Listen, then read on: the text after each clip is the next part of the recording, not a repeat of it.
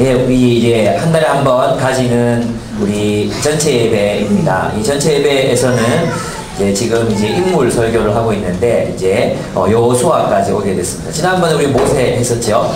이제 여호수아로 오게 됐는데 이 다음에 또 계속해서 인물들에게 설교를 하게 될 것입니다. 인물들마다 가진 어떤 특징들이 이제 있어요. 그 인물들마다 가진 어떤 특별한 그 특징들이 이제 있는데 저는 여호수아에게서 이것을 보게 됐습니다. 여호수아는 이제 이스라엘의 그 비전을 성취한 사람이었습니다.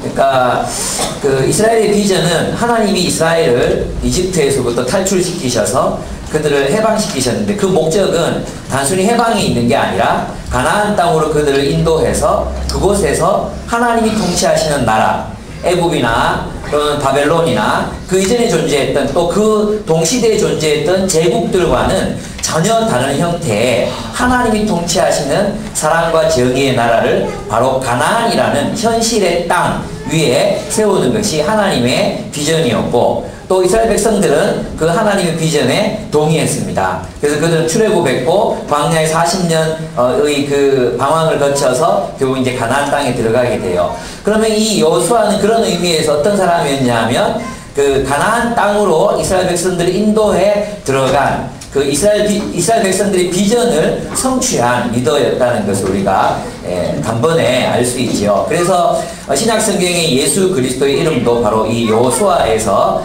나온 것입니다. 그 뜻은 그가 자기 백성을 저희의 죄에서 구원할 것이다 했는데 바로 그러한 의미를 가지고 있습니다. 여호수아는 그런 의미에서 여호수아서는 신약의 사도행전이라고 할 수 있고 신약의 사도행전은 그런 의미에서 구약의 여호수아서와 통한다고 이렇게 이야기할 수 있을 것 같습니다. 그러면 이 본문에서 우리가 알 수 있는 여호수아 전체를 이제 묻게 될 것입니다. 그럼 어떻게 이제 여호수아는 하나님이 그에게 주신 비전을 성취하고 또 그 사명을 완성할 수 있었는가 하는 것입니다. 그 당대 하나님께서는 있잖아요. 우리에게는 보편적인 어떤 삶의 목적이 있어요. 그죠? 모든 하나님의 백성들에게는 삶의 목적이 동일해요. 그 동일한 삶의 목적이 무엇입니까?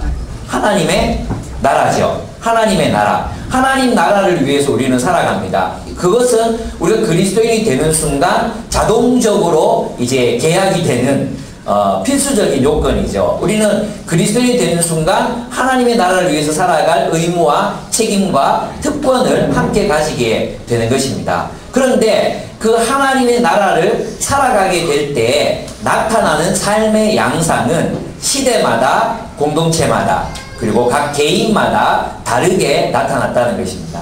여러분 그 모세 시대에 모세와 함께했던 세대, 또 모세와 함께했던 사람들이 함께 이루어가야 될 하나님의 비전, 목적은 하나님의 나라라면 그 세대가 모세와 함께했던 세대가 함께 이루어가야 했던 그 하나님의 비전이 있었어요. 그것은 무엇입니까?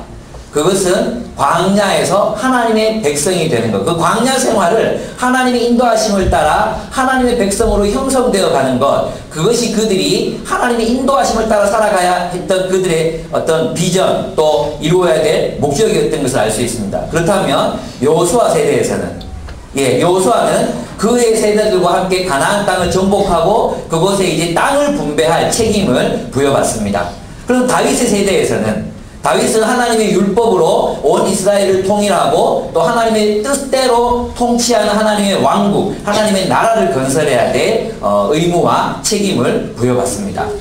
그것처럼 하나님께서는 우리가 하나님의 나라를 위해서 살아야 된다는 공통의 목표와 비전은 다 똑같은 것이지만 하나님께서는 그 시대에 맞게 각 시대에 맞는 각 시대의 세대들에게 하나님께서는 특정한 비전, 특정한 사명을 허락하신다는 것입니다.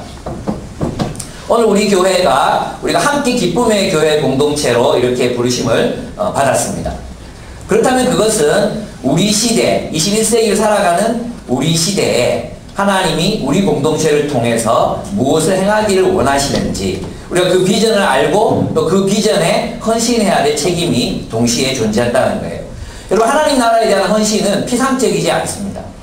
하나님 나라에 대한 헌신, 또 하나님 나라에 대한 비전은 그저 막연하게 존재하는 것들이 아닙니다. 그것은 하나님이 부르신 공동체와 함께 주어지는 것이고, 그 공동체 안에서 우리의 소명과 사명의 자리를 발견하고 그것에 순종하게 될 때에 우리는 그 하나님 나라에 구체적으로 삶의 현장 속에서 헌신할 수 있게 되는 것입니다. 동시에 존재한다는 거예요. 여러분, 하나님 나라에 대한 헌신은 피상적이지 않습니다.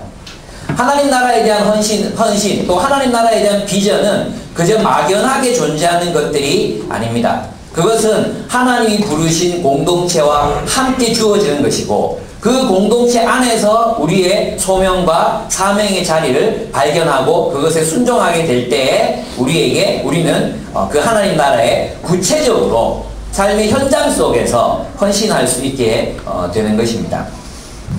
그래서 이제 우리가 어떤 여호수아의 삶을 보면서 우리가 알 수 있는 건 뭐냐 하면, 정말로 우리가 하나님 나라의 꿈을 이루고 하나님 나라의 비전을 이루기 위해서 필요한 세 가지 요소가 있어요. 그래서 모든 조직이 갖고 있는 공통적인 요소이기도 해요. 첫째는 뭐겠습니까? 하나님이 주신 비전입니다. 하나님이 주신 비전과 사명을 분명하게 인식하는 것입니다. 두 번째는 뭐냐 하면 리더십입니다. 그 공동체를 하나님의 뜻대로 또 하나님의 비전과 사명을 이룰 수 있도록 그 리더십이 잘 형성되는 것입니다. 세 번째는 무엇이겠습니까? 바로 그 리더십을 따라서 또 함께 세워져 가야 하는 공동체, 거룩한 공동체입니다. 왜냐하면 우리는 함께 그 비전을 이루어갈 사람 없이 혼자서는 결코 그 어떤 꿈이든지 어떤 비전이든지 이룰 수 없는 사람들이기 때문입니다. 개인이 아무리 뛰어나도 함께 따라오고 함께 하는 사람이 없으면 그 꿈은, 하나님이 주신 꿈은 결코 성취될 수가 없는 것입니다. 오늘 우리는 개인주의 시대를 살고 있기 때문에 마치 각 개인에게 하나님이 꿈을 주시고 각 개인에게 하나님 비전을 주시고 그 개인을 키워서 하나님이 어떤 뜻을 이루시는 것처럼 생각하지만 그렇지 않습니다. 성경은 공동체와 함께 이루어가는 꿈에 관해서 항상 이야기하고 있습니다. 그래서 우리는 이 세 가지 요소들을 같이 한번 지금 이제, 그러면 어떤 비전을 우리가 가져야 되고, 또 우리가 어떤 리더들이 되어가야 하고, 또 우리가 어떤 공동체가 되어가야 하는가, 그것은 다른 조직과 구별되는 내용이에요. 그죠? 어떤 공동체든지 어떤 조직이든지 그 조직과 공동체에 주어진 비전과 사명을 이루기 위해서 이 세 가지를 반드시 알고 있어야 됩니다. 첫째는 무엇입니까? 비전입니다. 비전과 사명. 따라해보세요. 비전과 사명. 두 번째, 리더십. 세 번째, 공동체. 이 세 가지가 함께 있어야 어떤 조직이든지 그 목적을 이루고 비전을 성취하는 공동체가 될 수 있습니다. 근데 거기에 담는 내용은 각기 다르겠죠. 그럼 하나님께서 우리 시대에 우리 공동체를 향해서 하나님 허락하시는 그 비전과 또 리더십, 어떤 형태의 리더십이 되고 어떤 형태의 공동체가 되어야 될 것인가를 오늘 같이 한번 살펴보도록 하겠습니다. 첫째로 우리는 하나님이 주신 비전과 사명에 헌신해야 합니다. 그렇습니다. 그것은 다름이 아니라, 첫째 아까 목적 나왔죠? 그 목적이 무엇이었습니까? 하나님의 나라입니다. 하나님의 나라, 하나님의 백성. 모든 세대, 모든 하나님의 백성들의 목적은 바로 이 하나님의 나라를 이루는 것입니다. 그래서 다른 말로 하면 이 세상 나라들, 수많은 세상 공동체, 또 제국이 지배하는 질서 속에 하나님이 통치하시는 나라, 하나님의 사랑과 정의의 통치가 실현되는 대안적인 세상, 대안적인 공동체, 대안적인 사회를 이 세상 속에 세우는 것, 그것은 우리 모든 세대 그리스도인들의 공통된 보편적인 목적이라는 것입니다. 보십시오. 아담과 하와 시대에 하나님께서 누구를 허락하셨습니까? 아담과 하와가 타락했어요. 하나님 누구를 부르십니까? 아벨을 부릅니다. 근데 아벨이 죽어요. 그 누구를 택하십니까? 셋. 그래서 이제 그 이후에 세계는 가인의 후손들과 셋의 후손들이 대립적으로 살아가게 됩니다. 그 이후에도 또 세상이 막 타락하니까 하나님께 누구를 부르십니까? 아브라함을 부르십니다. 그리고 아브라함에게 명령을 주십니다. 내가 너로 하여금 꿈을 주십니다. 내가 너로 하여금 의와 정의와 공의를 실현하는, 여호와의 의와 공도를 행하는 하나님의 백성들을 너로 말미암아 나타나게 하겠다는 것이었습니다.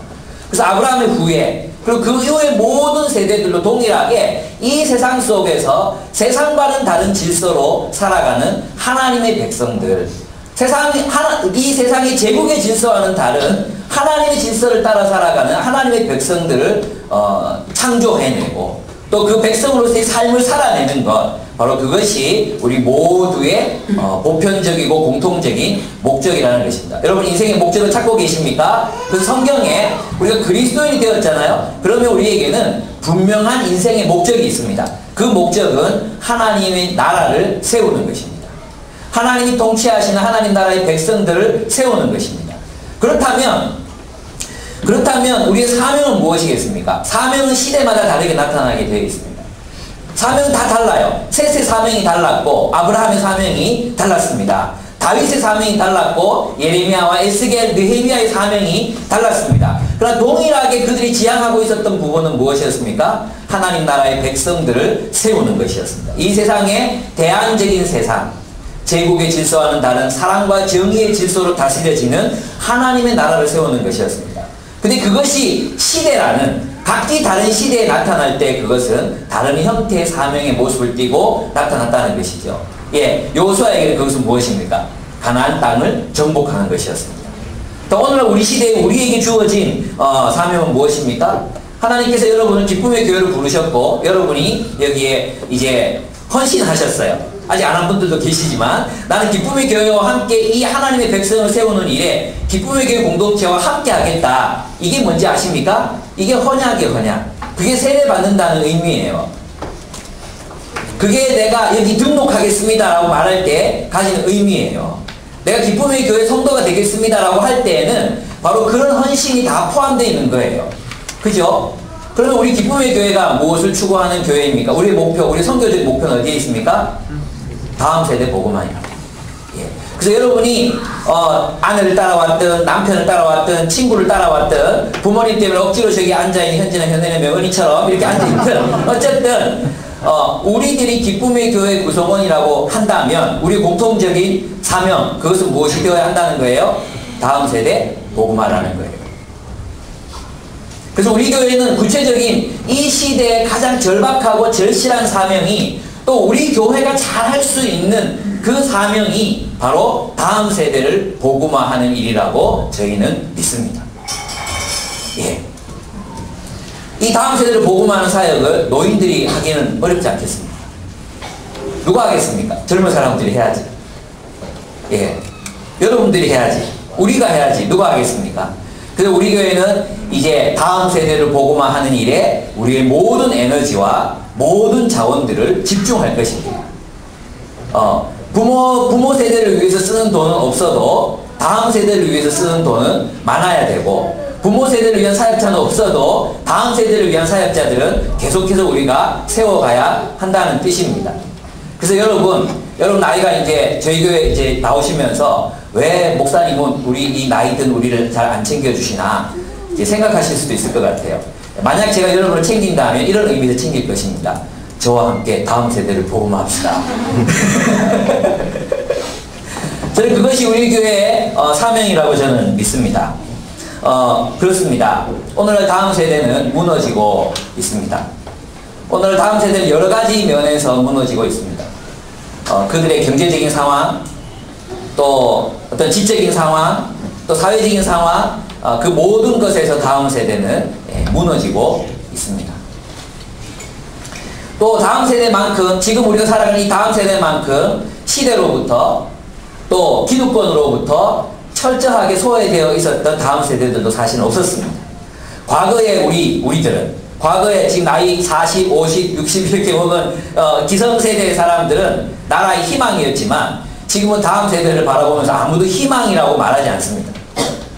희망을 걸기에는 너무 약하고 너무 경제적으로도 소외되어 있고 또 모든 것으로부터 혜택으로부터 소외되어 있는 것이 사실이기 때문입니다. 복음은 항상 낮은 곳을 향해 그럽니다. 우리 시대에 가장 소외되어 있고 힘든 세대가 어디라고 생각하십니까? 바로 여러분과 같은 다음 세대입니다. 우리입니다. 우리. 여러분입니다. 여러분입니다. 우리는 그래서 복음은 낮은 곳을 향하여 물이 높은 곳에서 낮은 곳으로 흐르듯이 복음은 낮은 자들을 향하여 그런다는 사실을 저는 믿기 때문에 우리는 다음 세대들을 향하여 우리의 마음을 열고 우리 자신을 드리려 합니다. 그래서 여러분 정말 놀랍습니다. 처음 멘토링을 시작할 때 우리 교회 반 정도만 해도 정말 성공이겠다 그렇게 생각했었거든요. 근데 직장인들이 정말 바쁜 시간 또 정말 어떤 교회든지 가보면 제일 사역하기 힘든 데가 어딘지 아십니까? 30대들이 모이는 직장인들 정말 힘들어요. 이제 머리 굵었다고 남 얘기 안 듣거든요. 그리고 진짜 이제 회사에서도 밟히고 막 집에서도 밟히고 막 이러니까 교회 와서도 뭔가 또 얘기 듣는 거 정말 싫어하는 세대거든요. 근데 여러분들 보면 정말 저는 자랑스럽습니다. 예, 저희 교회 거의 80명 가까운 사람들이 멘토링에 참여해서 또 지금 아직 기다리는 사람들도 있지만 일주일에 2주에 한 번 또 한 달에 한 번 그렇게 사람들을 만나가고 있고 또 이번에 우리 멘토링 캠프 했었잖아요. 근데 이제는 정말 우리 많은 노하우가 쌓이는 것 같아요. 경험들이 나누어지고 또 그 아이들을 품고 정말로 사랑하고 있는 여러분들의 모습을 보게 됩니다.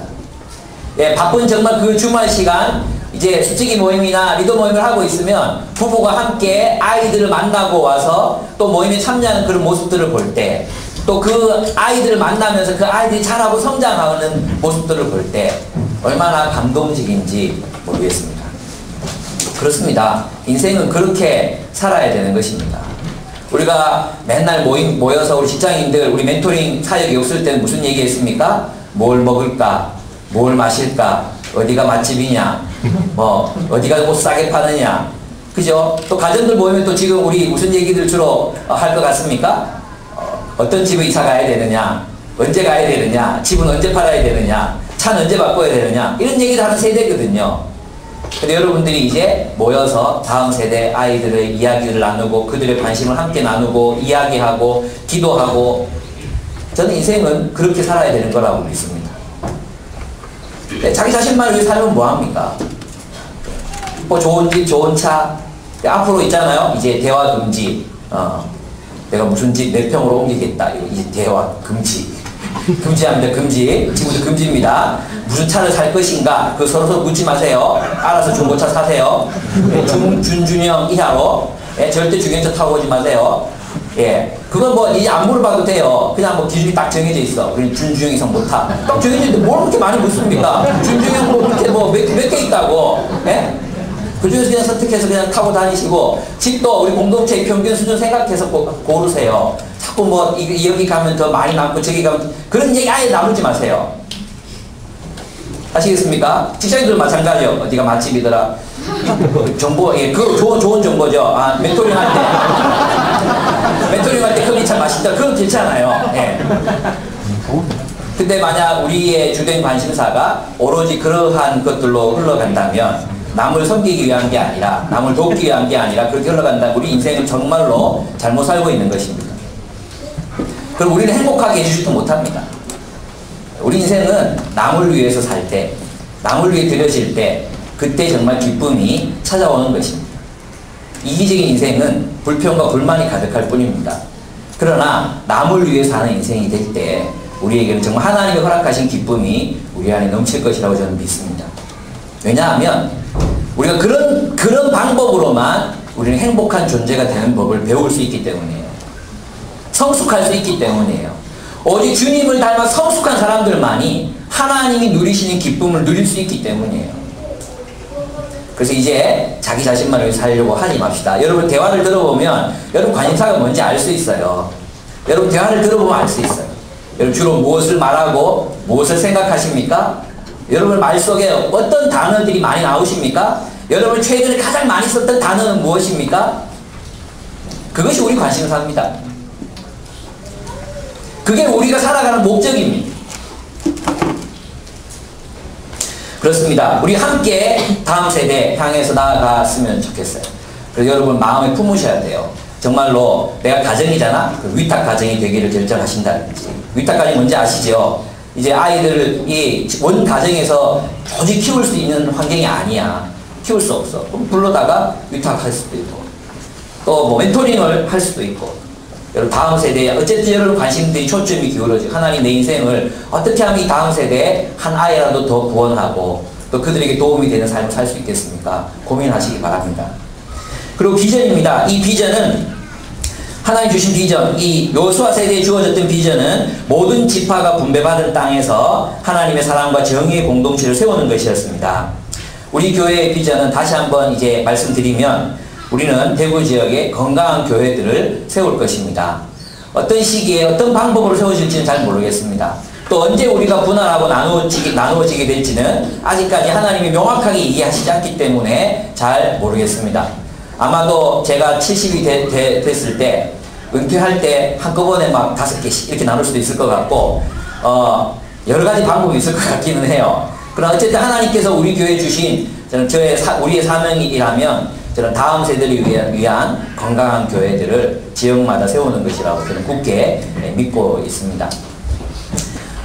어떤 방식으로 언제 이루어질지는 잘 모르겠습니다. 함께 기도하면서 세워져 갔으면 좋겠어요.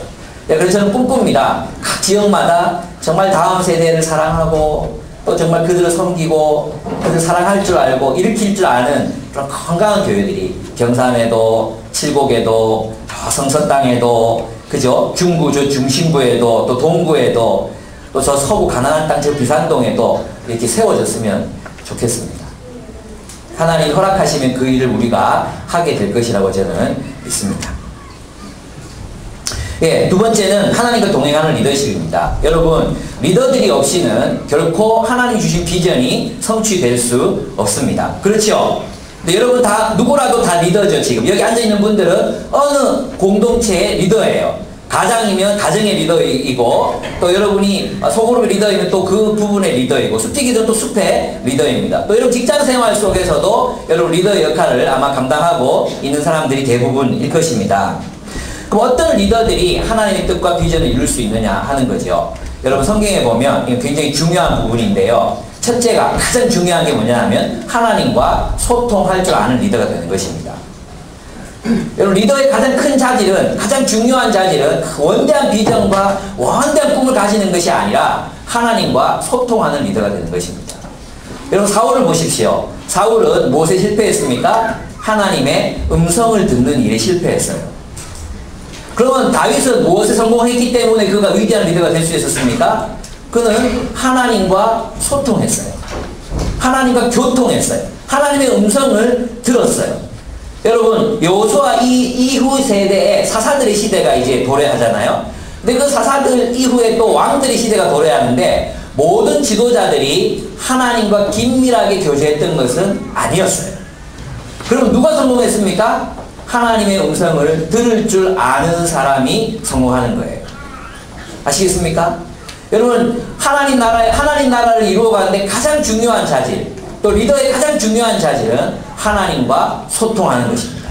하나님의 뜻을 분별하고 그 뜻을 실천할 수 있는 사람이 되는 것입니다. 여러분 하나님의 음성을 듣고 계십니까? 여러분 설교 말씀을 통해서 하나님이 오늘 내게 주시는 말씀이구나. 여러분 큐티나 PBS를 통해서 하나님이 계속해서 이 말씀을 나에게 주시는구나. 들리고 계십니까?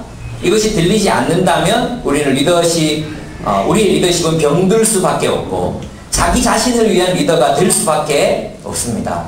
여러분 우리 모두, 저도 마찬가지지만 여러분 모두 저와 함께 하나님과 소통하기를 기뻐하고 하나님의 음성을 늘 귀 기울여 듣고 그 세밀하게 나에게 말씀해 오시는 성경을 통해서 설교를 통해서 사람들과의 대화를 통해서 말씀해 오시는 그 음성에 민감하게 귀를 기울일 수 있는 섬세한 사람들이 되셨으면 좋겠습니다. 아멘?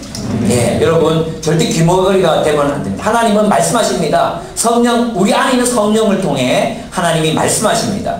그 성령께서 성경을 통해 우리에게 말씀하십니다. 하나님께서 설교를 통해 말씀하십니다. 하나님이 여러분의 속으로서의 나눔을 통해 말씀하십니다. 그 말씀에 귀 기울여 그 뜻을 분별하는 리더들이 되시기 바랍니다. 두 번째는 하나님의 약속을 믿고 실천하는 리더가 되는 것입니다. 여러분 있잖아요. 너무 당연한 이야기죠. 근데 우리 이렇게 생각해요. 하나님이 다 하신다고 믿고 하나님이 약속하셨어요. 그럼 우리는 뭘 기대합니까? 나는 가만히 있어야 돼. 하나님이 다 하신다. 그러니까 나는 어떻게? 가만히 기다리면 된다고 생각해요. 그것은 성경적이지 않습니다. 여기 여호수아에서 보면 1장에서 보면 있잖아요. 방금 우리가 내가 너와 함께 하겠다. 마음을 강하게 하라. 내가 이 땅을 너희에게 주겠다. 그랬어요. 그럼 이 여호수아가 할 일은 뭐예요? 받는 거잖아요. 근데 여호수아는 그 당장 그 다음 장에 가면 뭘 하는지 아십니까? 정탐꾼을 보내고 전쟁을 계획하고 전략을 짜고 실제로 쳐들어가고 또 싸우고 이런 일을 합니다. 여러분, 그래서 진짜 성경적으로 우리가 하나님의 약속을 신뢰한다는 것은 어떤 뜻이냐 하면 그 약속을 신뢰하기 때문에 일한다는 뜻입니다. 정말 여러분, 하나님의 나라가 이 땅에 도래했음을 믿으십니까? 아멘. 성경에 있는 말씀처럼 수많은 청년들이 흰옷을 입고 새벽 이슬 같은 그 청년들이 주님 앞으로 나아오는 것을 여러분 믿으십니까? 아멘. 그러면 우리가 그것을 믿는다면 그것을 위해 헌신해야 된다는 것입니다. 그것을 위해 일해야 한다는 거예요. 여러분, 여기 캠퍼스 간사님들 캠퍼스에 리더로 섬기는 분들 있는 분 계시죠? 여러분, 캠퍼스에서 하나님이 승리하실 것을 믿으십니까? 아멘 해야지. 다시 여러분, 캠퍼스에서 하나님이 승리하실 것을 믿으십니까? 네. 아멘. 그러면 우리 뭐 해야 됩니까? 일해야 됩니다. 아멘.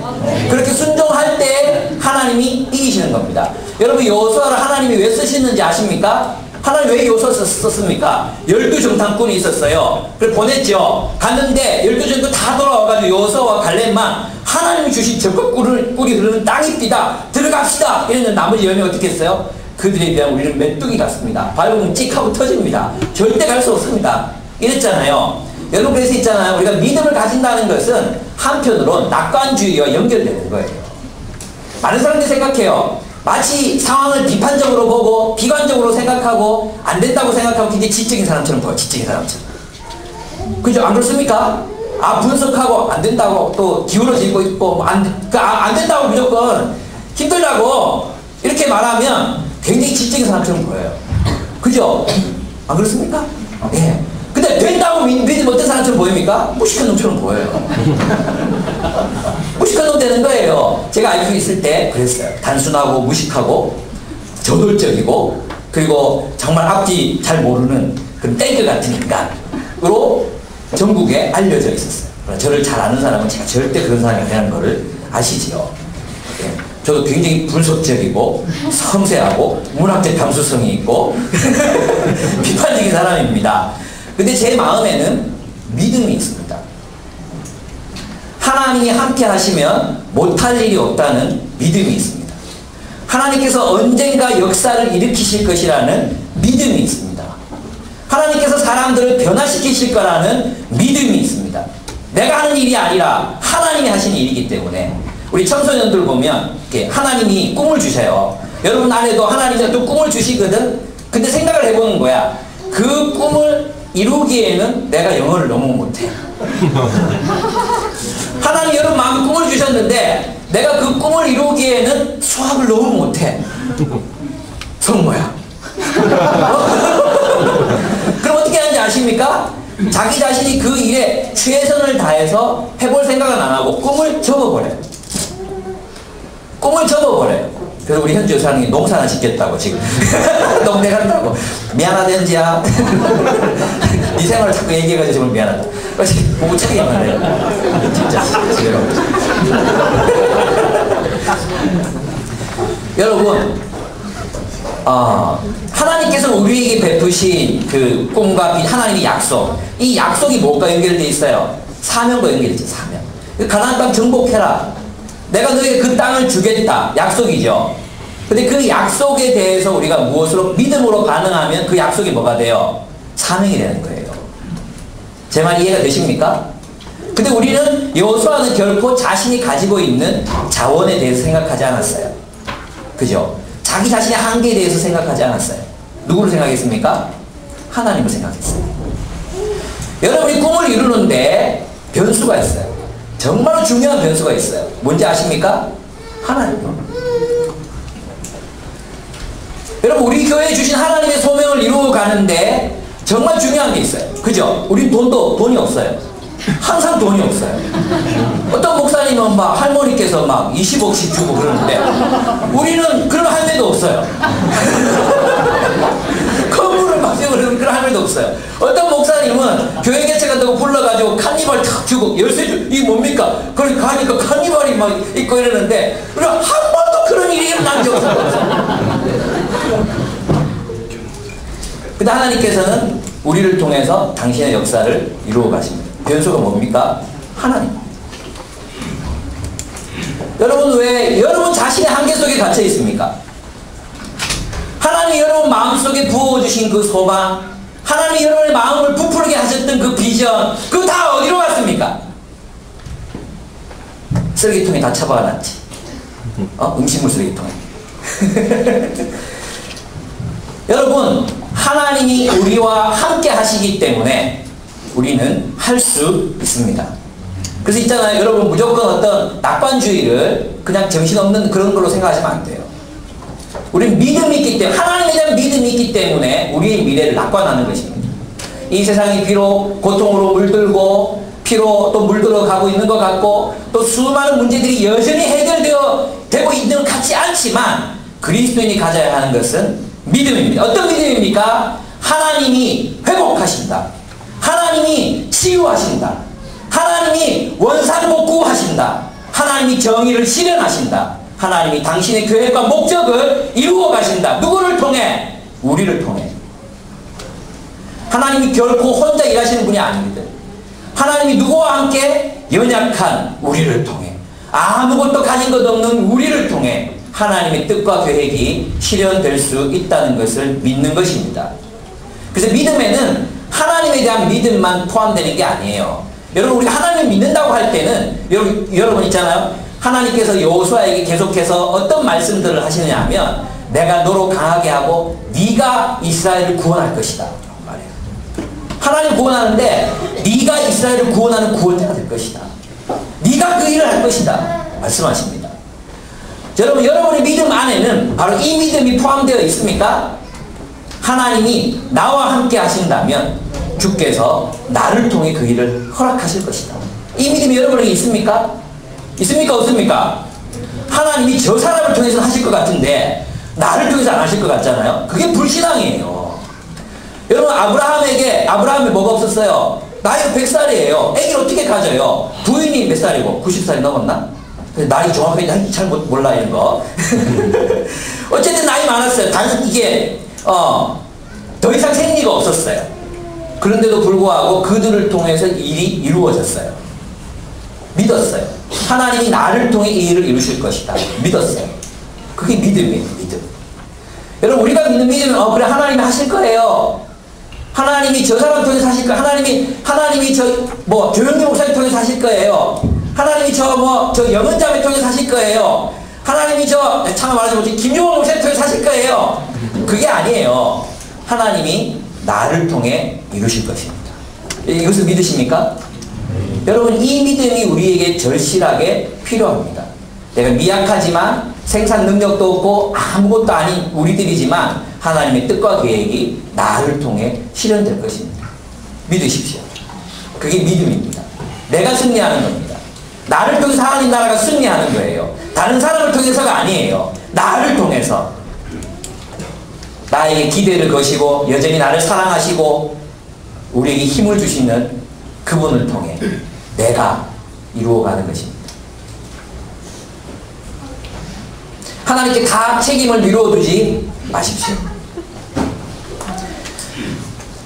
여호수아는 하나님과 소통했습니다. 두 번째는 그는 하나님의 약속을 믿고 실천했습니다. 세 번째, 그래서 약속을 믿고 가만히 있는 게 아니라 실천해야 되는 거예요. 약속을 믿는 믿음. 그래서 우리 열심히 기도할 하나님 이 일을 이루어주세요. 기도하고 나서 뭐 해야 돼요? 회의해야 되는 거예요. 예. 회의에서 뭐 해야 돼요? 실천해야 되는 거예요. 실천할 때 하나님이 들어주는 거예요. 여러분 이제 자매들 중에 하나님 결혼하게 해주세요. 결혼하게 해주세요. 이렇게 기도하면서 선보를 안 나가는 자매들 있죠. 불신앙입니다. 그게 불신앙입니다.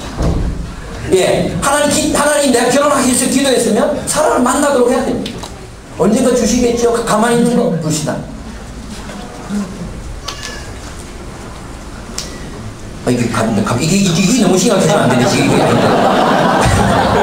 세 번째 하나님과 동행하는 리더십, 하나님과 소통하는 리더가 돼야 되고, 하나님 약속 믿고 실천하자, 나가자 이런 리더가 돼야 되고, 세 번째는 모든 이들에게 신뢰받는 리더가 되어야 합니다.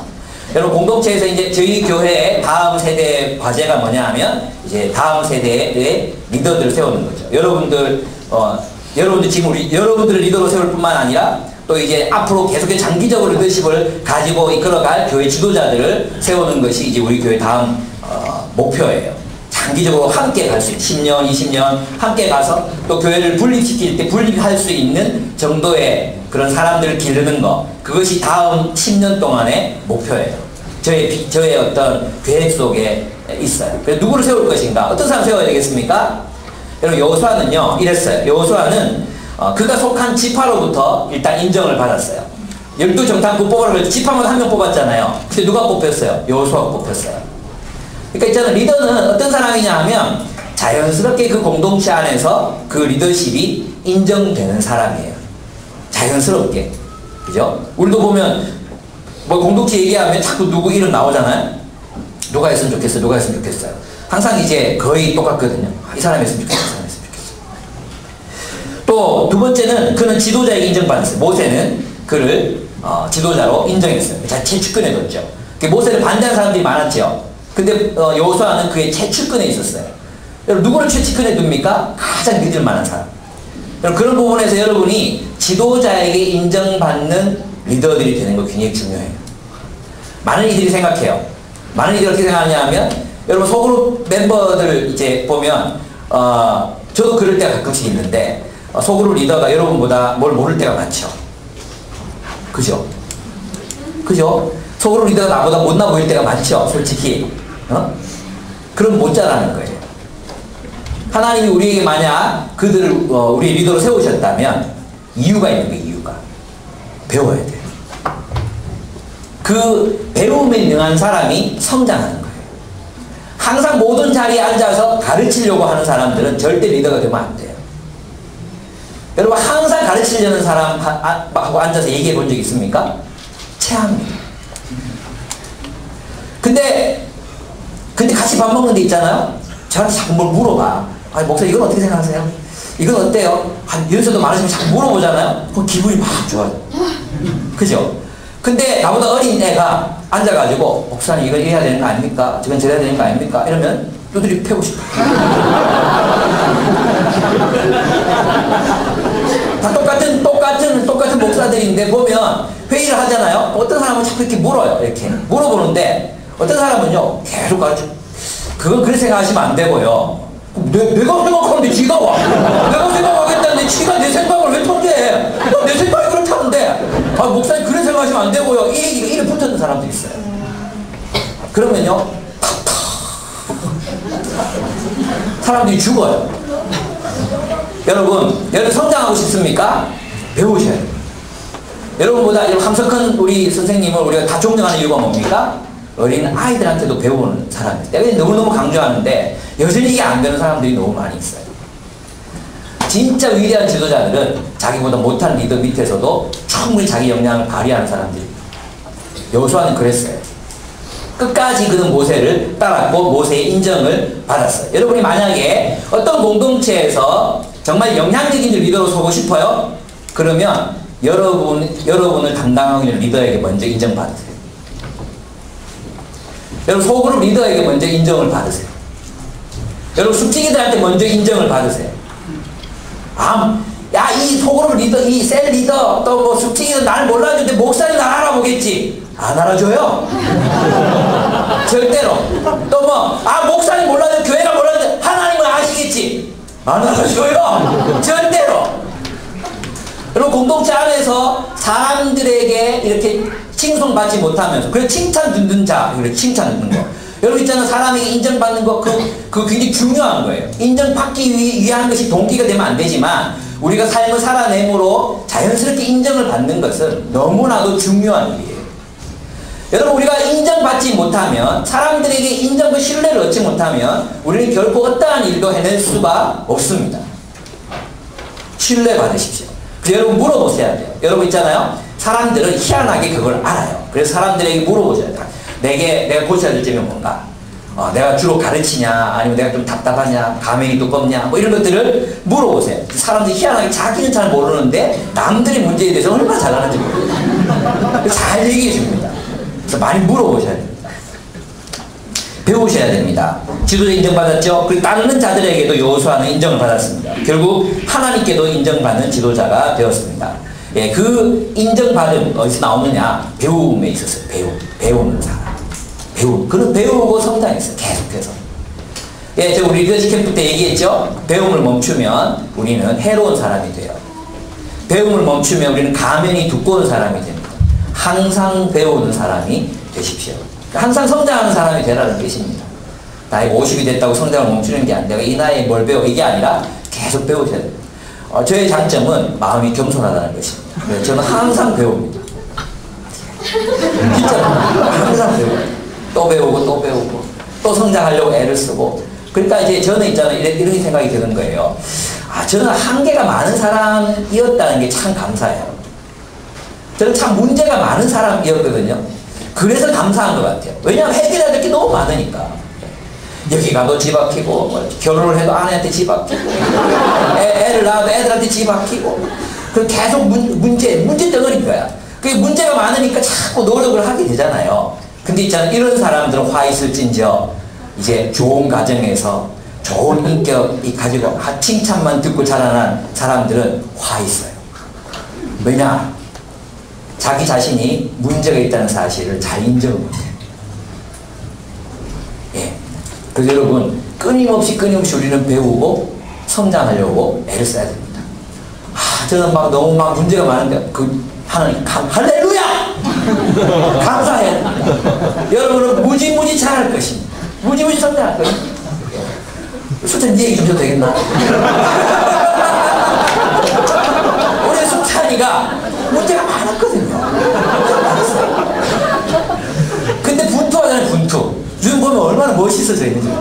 차라리 멋있어. 내가 자매라 그러면 막 마음이 설렐 것 같아. 동의한 자매가 별로 없는데 10년 후에 보십시오. 제 말이 맞을까 보십시오. 10년 더 걸립니다. 미안하다. 그는 여호수아는 모세로부터 배웠고 하나님 말씀으로부터 배웠고 또 실패로부터 배웠습니다. 그는 실패에 주저앉지 않고 하나님 앞에 문제가 무엇인지를 물었고 또 새로워졌습니다. 아이성이 전투할 때 그냥 들이받았다가 깨지잖아요. 그리고 거기서 하나님께 무릎 꿇고 또 배웁니다. 실패로부터도 우리는 배울 수 있습니다. 그래서 내가 내 인생에 실패가 많았고 또 뭔가 문제가 많고 또 내가 성격이 좀 모나고 또 막 별실없고 제가 그런 것 같아요. 제가 늘 탑 리더로만 있다가 이제 목사님들 모임에 이렇게 가보면 내가 진짜 독특한 사람이구나. 참 별난 사람이구나. 이걸 제가 막 실감을 해요. 근데 나보다 더 별난 놈들도 있구나. 정말 실감을 하면서 제가 느끼는 게 있어요. 그렇구나. 내가 더 변해야지. 더 나아져야지. 이런 생각을 하게 됩니다. 이번에도 이제 연합 부활절 예배 마치고 나서 회의를 하는데 헌금 나온 거 가지고 한 100만 원 정도 나왔거든요. 어디에 쓸 것인가 가지고 토론이 있었어요. 그래서 저는 아무리 생각해봐도 이 지역사회를 쓰면 좋겠다는 생각이 들어가지고 어떤 개인에게 주거나 하기보다 이 지역에 좀 이렇게 알릴 수 있는데 줘가지고 좀 신문에도 나오고 그랬으면 좋겠다. 아니면 동구청 회복 그런 데도 좀 적으면 안 좋겠다 이랬는데 한 분이 계시다가 왼손이 하는 일 오른손이 모르게 하라 그랬는데 그냥 빼려는 그래 가서 뭐가 이 뭐지 이거 뭐지 그래서 내가 화가 팍 나면서 그렇게 해야 된다고 막 내가 강하게 얘기를 하게 됐어요. 이렇게 하라 저렇게 사실 아무 상관이 없는 그런 문제인데 내가 그 열을 받았다. 그래서 이제 돌아와서 한 이틀 동안 마음이 우울했어요. 아내가 옆에서 찝쩍거리는데 귀찮았어요. 내가 이 마음이 내가 묵직하게 내 마음속에 이제 이게 있는 거예요. 그래서 이제 어제 결심을 하고 카톡으로 보냈어요. 제가 너무 강하게 제 의견을 피력해서 분위기가 좀 이상해진 것 같습니다. 죄송합니다. 그리고 다음에 이런 일이 없도록 하겠습니다. 사과드립니다. 멋있죠? 근데 답장 하나도 없고.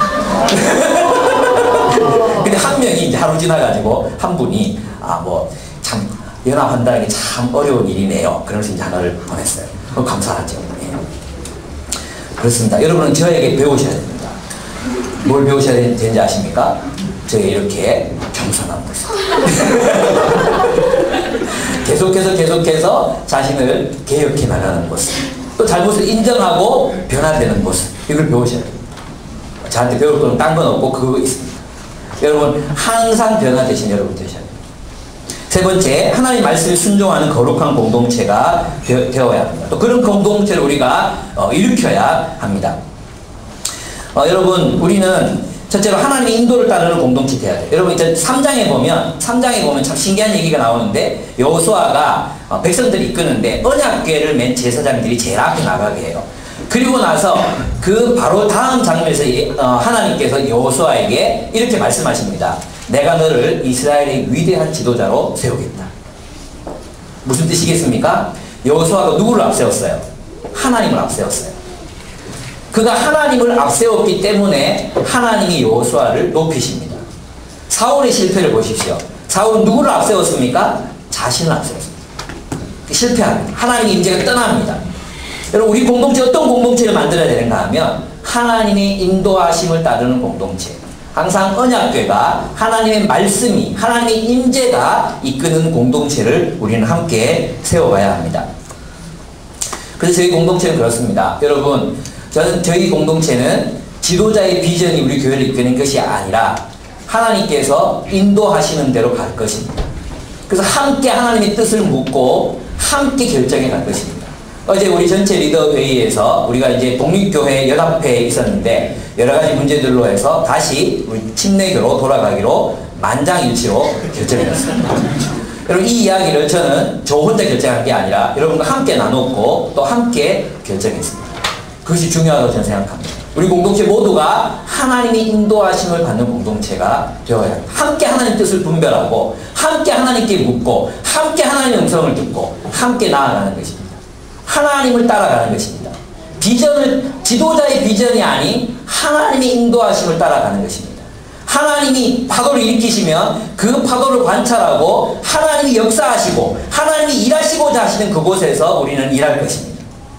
하나님이 지금 빛을 비추시는 그곳에 우리는 우리의 초점을 맞추고 그곳을 향해 나아갈 것입니다. 그래서 우리 모두가 그런 공동체가 되고 그런 공동체가 되려면 어떻게 해야 돼요? 하나님의 음성을 듣고 그 음성을 분별하는 공동체가 될 때만 우리는 그런 공동체가 될 수 있습니다. 그래서 여러분 PBS 하셔야 돼요. 또 얘기하지만 PBS 안 하고 책 나눔하고 뭐 아까 또 우리 지혜자매 간증 들으면서 PBS 안 하고 노니까 참 재밌었겠다 이렇게 생각하시는 분들이 계실까봐 제가 의의드리는 건데 PBS를 반드시 하셔야 돼요. 성경 연구를 하셔야 돼요. 그래서 성경을 연구하고 하나님의 음성을 들어야 돼요. 듣지 않으면 여러분 목사한테 이용당하는 사람이 돼요. 네. 여러분 저한테 속을 수 있어요. 저 사기 잘 쳐요. 여러분 하나님 말씀을 연구하지 않으면 여러분들은 이용당할 수 있습니다. 하나님 말씀을 연구하셔야 됩니다. 그리고 하나님 말씀을 통해서 음성을 듣는 법을 배우셔야 합니다.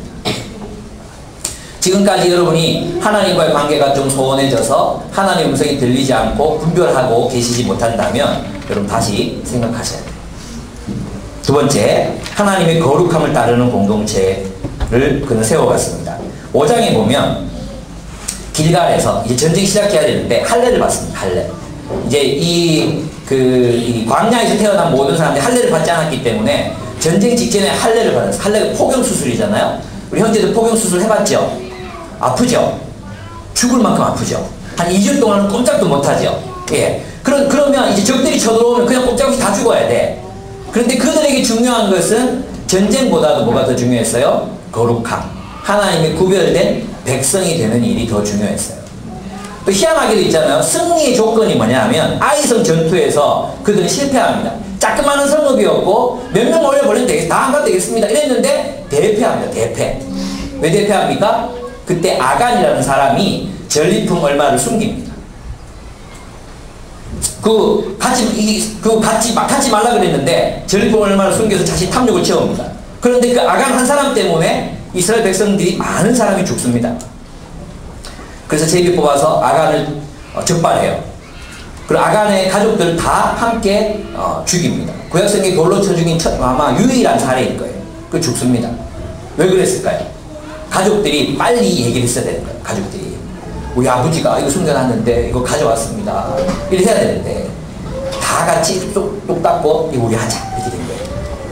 여러분 있잖아요. 하나님이 공동체를 심판하실 때 무슨 문제로 심판하시는지 아십니까? 아간, 돈 문제예요. 돈 문제. 나면 잘 먹고 잘 살겠다는 돈 문제. 여러분 아나니아와 삽비라 초대교회 사도행전에 똑같은 일이 있었어요. 하나님이 아나니아와 삽비라를 심판하신 이유가 뭔지 아십니까? 돈 문제예요. 돈 문제. 여러분 우리 공동체가 정말 거룩한 공동체가 되려고 한다면 우리 자꾸 거룩 개인주의 생각한단 말이에요. 근데 있잖아요. 자기만 잘 먹고 잘 사는 공동체가 되는 것을 하나님 심판하십니다.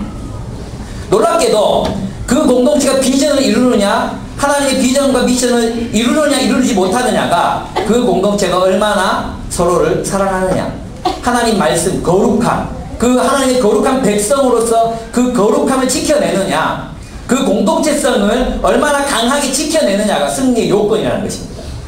예, 승리의 조건이라는 것이 막 대포를 막 준비하고 말을 준비하고 막 훈련하고 막 이런 게 아니에요. 하나님 백성들의 승리는 거기에서 오는 게 아니에요. 군사력에서 오는 게 아니라 어디서 온다고요? 거룩함에서 오는 거예요.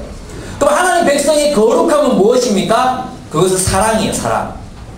하나님 백성의 거룩함은 이웃을 사랑하는 거예요. 내가 거룩하니 너희도 거룩하라 했어요. 근데 그 거룩함의 결과가 선지서들 쭉 읽어보면 뭐예요? 내 이웃을 내 몸과 같이 사랑하는 거예요.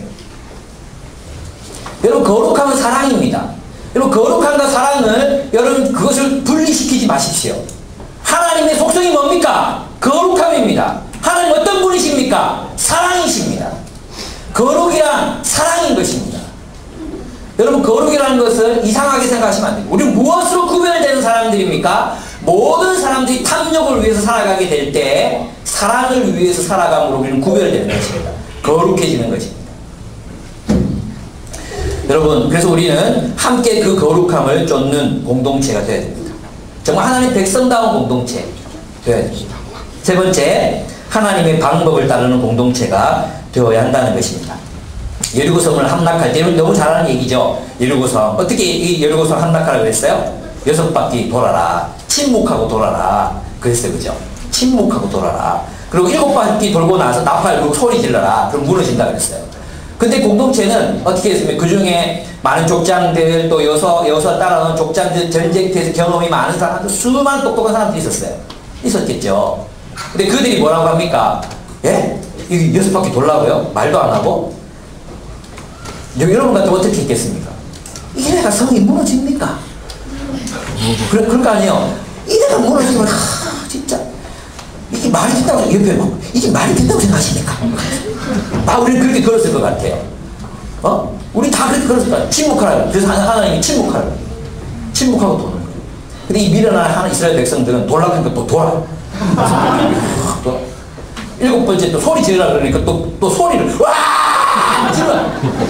웃기지 않습니까? 이렇게 해서 넘어질 성이 어디 있습니까? 근데 그 성이 무너집니다. 누구의 힘으로? 하나님의 도우심으로 무너집니다. 우리는 그런 부분에서 하나님의 방법을 따르는 공동체가 되어야 된다는 거죠. 예, 그것이 구체적으로 무엇인지는 그 시대마다 때마다 무너집니다. 우리는 그런 부분에서 하나님의 방법을 따르는 공동체가 되어야 된다는 거죠. 예, 그것이 구체적으로 무엇인지는 그 시대마다 때마다 하나님께서 우리에게 알려주실 거라고 저는 믿습니다. 지금은 저희가 멘토링 열심히 하고 우리 자라는 아이들 열심히 키우고 또 열심히 복음 전하고 그런 일이라고 저는 생각합니다. 예, 또 아모리 족속 다섯 왕의 공격을 받고 있었어요. 막 공격을 받고 있는데 그 기브온 족속이 이제 막 공격받고 있어요. 그들 구원하러 갑니다. 근데 놀랍게도 있잖아요. 어떻게 이기냐 하면 그들이 칼로 죽인 자들보다 하나님 우박을 보내가지고 우박에 죽는 이들이 더 많았다고 여호수아서는 기록하고 있습니다. 무슨 뜻입니까? 우리가 하나님의 방법을 쫓아 싸움을 진행할 때 우리가 생각지도 못했던 방식으로 하나님은 승리하실 수 있는 분이십니다. 여러분, 저는 이렇게 생각해요. 우리 공동체가 함께 이제는 한 방향으로 나아가야 합니다. 함께. 공동체가 하나님 원하시는 방법으로 이제 함께 걸어가야 됩니다. 함께. 어떻게 생각하면 여러분 머릿속에서 이성적으로는 도저히 이해되지도 않고 답들이 가지도 않아요. 뭐라 하는데? 목사님 뭐라 했노? 있죠? 그럴 수 있잖아요. 근데 리더십들이 함께 결정하고 함께 생각했던 것들을 함께 나눌 때 네, 한번 가보겠습니다. 그게 죄지라는 얘기가 아니라면 우리 한 방향으로 함께 갈 수 있었으면 좋겠습니다. 그런 공동체를 세웠으면 좋겠습니다. 그래서 저는 참 감사해요. 그런 여러분들을 만나게 해주신 하나님께 진짜로 감사해요. 여러분들이 절대 미련한 사람들도 아니고 또 안 똑똑한 사람들도 아닌데 정말 함께 이야기하고 함께 나누고 그러면서 뭔가 이렇게 같은 어떤 결론들을 만들어 갈 때 얼마나 가슴이 뛰는지 모르겠어요. 내가 어쩌다 이런 사람들과 함께 동력하게 됐을까? 이런 생각들을 정말로 하게 됩니다. 그렇습니다. 하나님의 말씀이라면 그냥 순종하는 거죠. 그런 거룩한 공동체. 이해되지 않고 납득이 되지도 않고 그렇지만 하나님은 그렇게 말씀하신다. 하나님이 원하신다 하면 그렇게 해보는 거죠. 또 그렇게 정말 순종하는 거죠. 주님이 원하신다. 그렇게 같이 갔으면 좋겠습니다. 하나님이 원하시는 길을 따라 하나님의 뜻이라면 알겠습니다 하고 떠날 수 있는 그런 공동체 되었으면 좋겠습니다. 예, 우리 함께 좀 기도하겠습니다. 비전을 이루는 데는 3가지가 있어야 합니다. 여러분 이것은 교회뿐만이 아니라 여러분 인생에도 마찬가지입니다. 여러분 성공적인 인생을 살고 싶으시다면 여러분의 사명이 무엇인지를 분명하게 인식하셔야 합니다. 그리고 포기하시면 안 됩니다. 그 사명을 여러분 가슴속에 하나님이 불질러 놓으신 그 사명을 절대로 포기하지 마십시오. 그 비전과 꿈을 포기하지 마십시오.